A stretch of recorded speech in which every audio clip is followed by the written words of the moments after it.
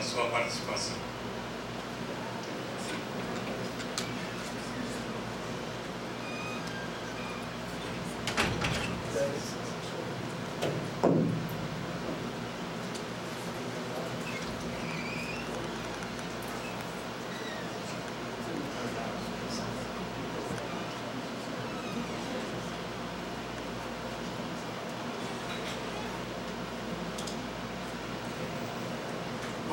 Boa tarde a todos. Eu tive um problema na minha internet, aí vai sendo gogó mesmo. Eu cumprimento o professor Aires, organizador desse evento. Cumprimento o professor Galindo, parceiro na nossa luta pela democratização, pela inclusão digital, o professor Filipe. Cumprimento especialmente o professor Olsen, acho que é o grande responsável pela existência do Aires e agora a minha. O Olsen, desde 1989, quando eu comecei o mestrado, ele já lutava aqui pela informatização do CCJ e era muito mal compreendido, né? Infelizmente. A minha dissertação acho que foi uma das primeiras que resultou do nosso laboratório de informática, né? Então faço uma homenagem muito especial ao professor Olsen, ao professor Sela e aos alunos aqui presentes, a Marilda, aqui do nosso laboratório, tantos envolvidos aqui. Bom, eu vou tentar colocar aqui para vocês algumas questões que eu julgo importantes, são reflexões que nos últimos dias, no último mês praticamente, eu debrucei, porque nós estávamos terminando um livro que está saindo agora em Zaragoza sobre a democracia digital, né? Deve sair este ano. Então, tentando trabalhar algumas questões de fundo, eu vou tentar colocar aqui para vocês algumas reflexões ainda iniciais sobre o Estado de sociedade, né? Que no fundo é o que dá a fundamentação teórica a esse projeto empreendido pelo Aires. Quando se fala em democracia digital, na verdade, sempre se faz uma confusão que as novas tecnologias por si mesmas, elas acabam podem acabar solucionando todos os problemas.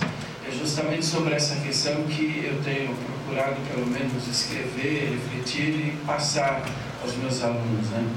A questão fundamental que você coloca para nós é se é possível ou não conciliar as novas tecnologias de comunicação e informação com os instrumentos tradicionais de representação política. Acho que essa é a questão de fundo, né? Que, enfim, nós podemos discutir e trabalhar. Evidentemente, se nós tivermos uma visão meramente técnica, a tecnologia por si mesma, ela se basta. Enfim, como nós temos aqui, como bem colocou o professor Olsen, uma preocupação humanística, uma preocupação não só de transformar a tecnologia como o fator principal da convivência social e política, nós temos que levar em consideração outros fatores, né? Enfim, as novas tecnologias, elas se apresentam como instrumentos de superação ou complementação, ou eu diria readequação da democracia representativa, né? Esse momento em que nós estamos passando pelo país. Por outro lado, a gente também pode perceber manifestações de vários teóricos, enfim, já trabalham com essa ideia de democracia direta, o retorno à democracia direta, ou até mesmo da democracia participativa. É possível não conciliar a democracia indireta com a democracia direta, a democracia participativa, né? Pela nossa Constituição, nós temos o Instituto do Referendo, do Plebiscito, que poderiam ser bons instrumentos que as novas tecnologias poderiam utilizar. Mas nós sabemos que mesmo esses instrumentos não bastariam, porque o que é mais importante nesse processo é o diálogo, é o confronto de ideias. Então a tecnologia ela vem para complementar esse processo, ao mesmo tempo até agilizar, né? Nós tivemos agora o contraste do processo eleitoral brasileiro no último domingo, que em praticamente 2 horas nós já sabíamos quem venceria a eleição. Em contrapartida, nos Estados Unidos, até hoje, eles não conseguiram concluir o processo eleitoral, né? Ou seja, praticamente ontem, se não me engano, é que concluíram. Evidentemente que quando se fala em democracia, que é um conceito muito caro para a humanidade, não se pode falar só na rapidez, mas fundamentalmente na transparência, na visibilidade e na participação do cidadão. Então essa é a questão que eu colocarei aqui para vocês como questões fundamentais. Então, como conciliar hoje as novas tecnologias com a concepção e essa crise do Estado moderno?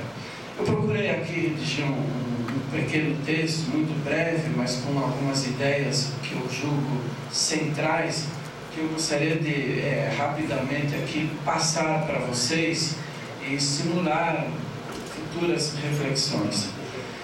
Na verdade, o Estado e a internet se apresentam hoje como 2 sistemas integrados e complementares. Ou seja, em hipótese alguma, nós podemos colocar o Estado de um lado e as novas tecnologias de outro lado, um não dependendo do outro. Ou seja, é impossível hoje conceber o Estado sem qualquer relação com o mundo do cyberespaço, sem esse mundo virtual, o mundo das ideias. Tanto o Estado como a realidade virtual podem se beneficiar um do outro.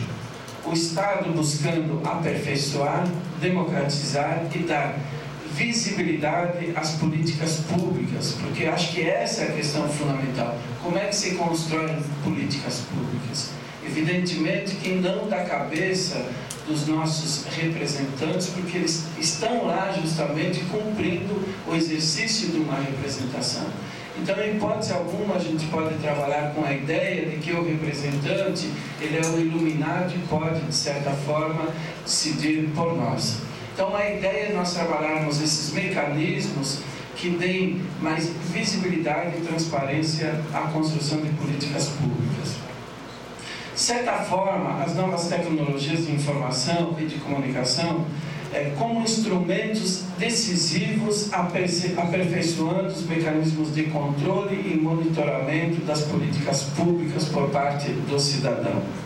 Diante da complexidade que envolve os problemas enfrentados pelo Estado contemporâneo, muitos deles decorrem da inexistência ou da ineficiência entre cidadão e a tomada de decisões pelos agentes públicos. Daí o aperfeiçoamento dos instrumentos de comunicação entre cidadão e Estado se tornarem vitais e imprescindíveis. O fundamento de um sistema comunicativo em rede pressupõe a existência de um órgão central, da inexistência de um órgão central e de qualquer estrutura hierárquica em termos comunicativos. A comunicação entre os membros do sistema deve ocorrer de forma horizontal e não verticalizada. É nesse contexto que se pode falar em sociedade em rede, ou sociedade em rede, como fala bem o Castells. Isto é, em uma relação em rede que possa garantir a livre participação de todos os atores de forma direta e sem qualquer mecanismo impositivo de ordem ou de comando. Isso que a gente vai chamar de cyberdemocracia. As novas tecnologias de informação, com destaque principalmente a internet, podem garantir a materialização do que a gente chama de sociedade-rede, ou, consequentemente, a viabilização do Estado-rede. Porém, cabe destacar que a simples existência de redes, que é o que efetivamente hoje nós podemos presenciar, em qualquer hipótese, garantirá que a sociedade e o Estado possam ser caracterizados como sociedade rede e o Estado rede. Isso, como bem colocou o professor Aires, não basta você ter um blog se esse blog não interage, se esse blog não está aberto para possíveis críticas. Então, na verdade, não basta hoje nós disseminarmos em ambientes públicos a internet. Na verdade, o cidadão, de certa forma, ele tem que ter o controle sobre esses instrumentos. Aqui eu daria um exemplo. Há pouco tempo atrás, nós colaboramos com o Tribunal de Justiça na capacitação de funcionários, enfim, juízes, e aí o desembargador falava o seguinte para nós: o tribunal investiu milhões e milhões em computadores, só que nós não sabemos como operacionalizá-los. É aquela ideia que se colocou que basta você ter um computador, você tem uma rede. Aqui nós trabalhamos com uma ideia que não basta você ter o computador para caracterizar aquilo como um Estado ou uma sociedade de rede. Você tem que ter mecanismos que possibilitem a participação ativa de cada cidadão na tomada das decisões políticas. Da mesma forma, pode-se afirmar que a existência de novas tecnologias também pode gerar mecanismos verticais, de decisões que caracterizam estruturas opressoras e fascistas até mesmo, em termos de liberdade e privacidade individuais. Também nós temos que analisar o outro lado. Por um lado, a gente trabalha as novas tecnologias como instrumentos democratizadores, por outro lado também determinados governantes podem utilizar a tecnologia como instrumento de oprimir o povo, na medida em que não se coloca e não se possibilita a participação do cidadão nas suas decisões. O Estado-rede pode ser concebido como uma das possibilidades de Estado a serem delineadas a partir da regulação e instrumentalização da rede. Se por um lado o Estado social, aquele modelo de Estado que foi construído no início do século XX, se apresentava como um garantidor das condições mínimas para o bem-estar social, orientando-se por determinados objetivos de ação, o Estado-rede se caracteriza por uma forma estrutural, não por uma meta ou finalidade. É aí que a gente tem que diferenciar, ou seja, quando a gente fala em Estado-rede, o Estado-rede não tem um fim em si próprio. Então, somente uma concepção instrumental e estrutural do Estado já efetivamente existente.